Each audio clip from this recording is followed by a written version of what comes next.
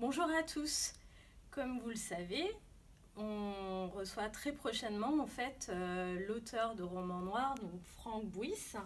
On le reçoit le samedi 11 mai 2019 à la Passerelle à partir de 10h30 pour une rencontre autour de son dernier ouvrage, Né d'aucune femme.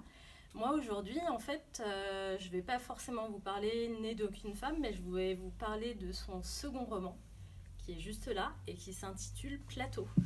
Alors même s'il y a des similitudes et des points communs entre Né d'aucune femme, donc son dernier roman, et celui-ci, et je vous en parlerai dans la deuxième partie de mon intervention, je vais vous présenter un petit peu celui-là, donc Plateau. Alors c'est le deuxième roman, il a été édité aussi à la Manufacture des Livres en 2017, si mes souvenirs sont bons. Voilà.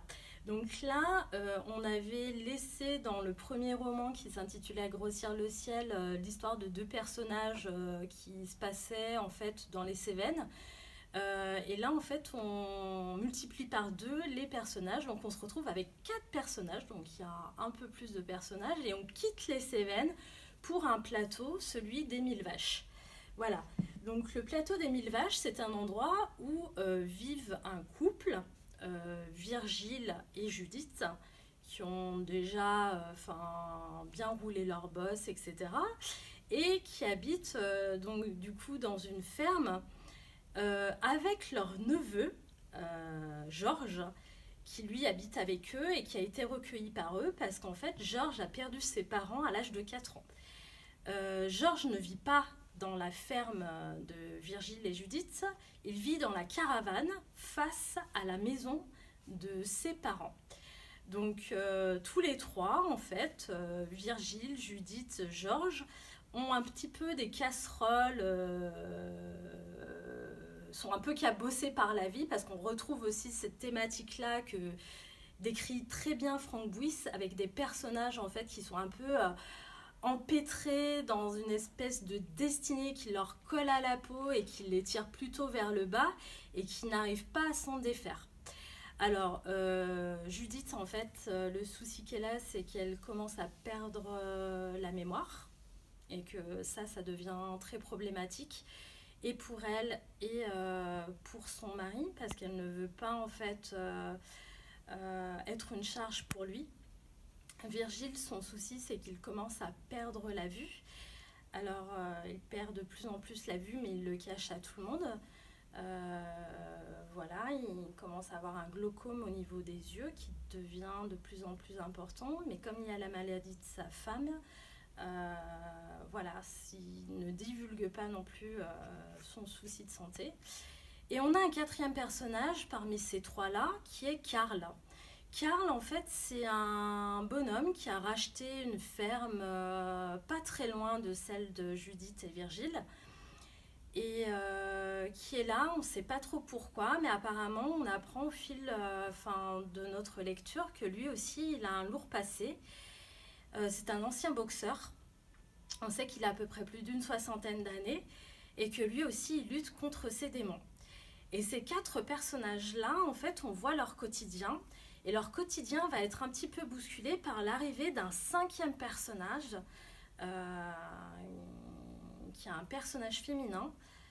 Donc c'est la nièce de Judith, Cory, qui elle aussi a ses brèches et qui fuit aussi une situation un peu inextricable.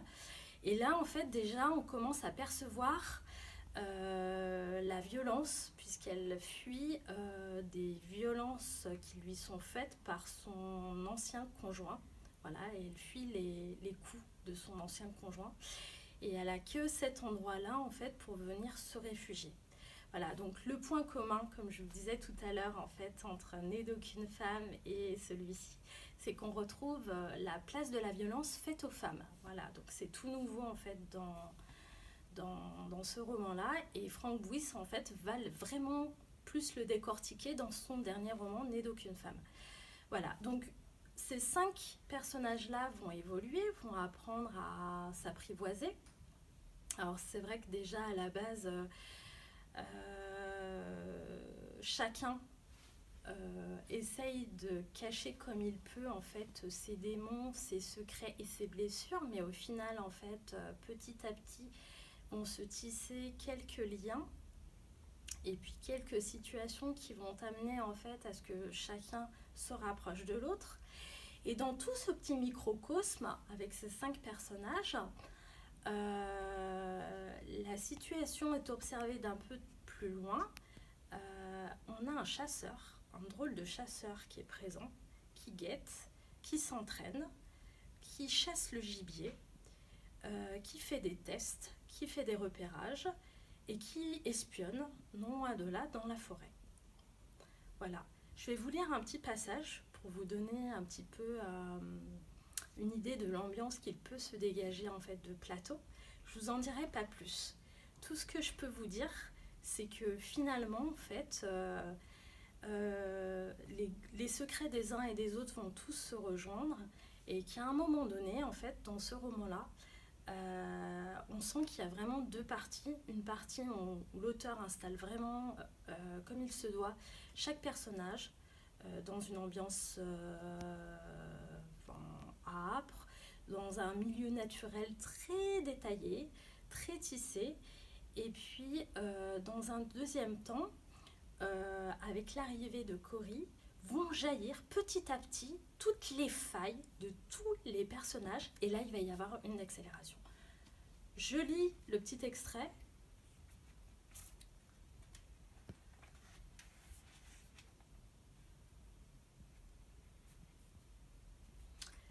Ce plateau, je ne l'ai jamais aimé. J'ai toujours fait semblant pour pas les décevoir. Tout paraît beau en surface. On te parle de préservation de l'environnement à longueur de temps, à la télé et dans les journaux, ce genre de conneries. Mais si, c'est pas l'environnement qui a besoin d'être préservé. L'environnement, il a gagné depuis longtemps. Et c'est pas prêt de changer. Les hommes appartiennent à ce royaume et pas l'inverse. Ils n'ont pas la main ici. Ils sont comme des épouvantails éventrés qui font plus peur à personne. C'est ça la vérité. La voix de Georges ressemble au grésillement produit par un insecte entrant en contact avec une résistance électrique. Incapable de voir la froideur qui a entièrement envahi le visage de la jeune femme. Le temps de reprendre son souffle. J'aime pas l'hiver qui se balade sous les vêtements et qui te crevasse les mains. J'aime pas le printemps qui te baratine en te promettant monts et merveilles. J'aime pas l'été qui déverse des nuées de bestioles et qui brûle les promesses. Et j'aime pas non plus l'automne qui repeint le décor avec de belles couleurs pour le supprimer après. J'aime pas les saisons d'ici. Il n'y a jamais rien qui change durablement. Rien à espérer que de dérouler une corde que d'autres ont enroulée pour nous. Rien qui vaille la peine de se battre. On gagne jamais. On attend que ça se passe. Voilà, donc c'était un extrait du 2e roman de Franck Bouys, Plateau, que je vous invite vivement à découvrir et à lire. Donc vous pouvez le retrouver donc, sur notre portail et au sein de la médiathèque La Passerelle et éventuellement le réserver si besoin pour la rencontre prochaine avec Franck Bouys pour son dernier roman, Né d'aucune femme, qui aura lieu samedi 11 mai 2019 à 10h30.